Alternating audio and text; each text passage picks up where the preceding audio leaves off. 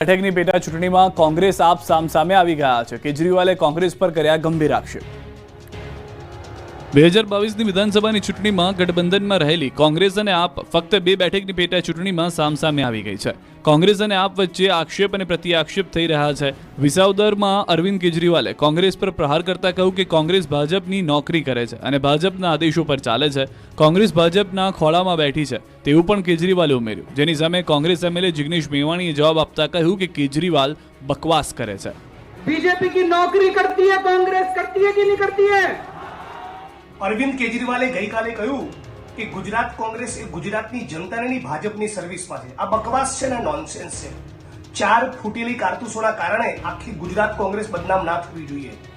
એટલું જ નહીં, મેવાણીએ પોતાની જ પાર્ટી પર પણ ટોણો મારતા કહ્યું કે 4 ફૂટેલી કારતૂસોને કારણે આખી કોંગ્રેસ બદનામ ન થવી જોઈએ। એવી કોંગ્રેસની ફૂટેલી કારતૂસોને કાઢીને પાર મૂકો ને એટલે વાત પતે। આમ તો બે બેઠકની પેટા ચૂંટણીમાં ત્રિપાંખીયો જંગ છે, પરંતુ હાલમાં એક સમયે ગઠબંધનવાળા બે પક્ષો કોંગ્રેસ આપ સામસામે આવી ગયા છે।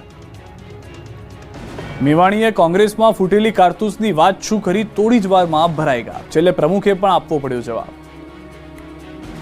પોતાની જ પાર્ટીમાં ફૂટેલી કારતૂસોને કાઢી દેવાની વાત કરનાર કોંગ્રેસ એમએલએ જિગ્નેશ મેવાણીના ફોટા વાયરલ થયા છે, સાથે સવાલો પણ ઊભા થયા છે।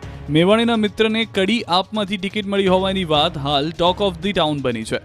કડી બેઠકથી આપના ઉમેદવાર જગદીશ ચાવડા સાથેના મેવાણીના ફોટા વાયરલ થયા।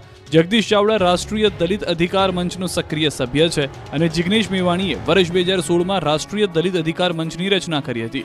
એક તરફ આપ એ કોંગ્રેસ પર પ્રહાર કર્યા છે તો મેવાણીએ પલટવાર કર્યો છે। તે સમયે જ મેવાણી અને જગદીશ ચાવડાના ફોટા સોશિયલ મીડિયા પર વાયરલ થયા। ચાવડાએ અગાઉ કડી કોંગ્રેસ પ્રભારી તરીકેની જવાબદારી પણ સંભાળી હતી। જિગ્નેશ મેવાણીએ કહ્યું હતું કે હવે તો બીજા પક્ષના નેતા પણ કહી ગયા કે તમારામાં ફૂટેલી કારતૂસો ભરી છે, કાઢો ને, શેની રાહ જુઓ છો? તો પોતાની પાર્ટી માટે ટોણો મારનાર મેવાણીને પ્રદેશ પ્રમુખે પણ જવાબ આપ્યો અને કહ્યું કે પરિવારની વાત પરિવારના પ્લેટફોર્મમાં કરવી જોઈએ।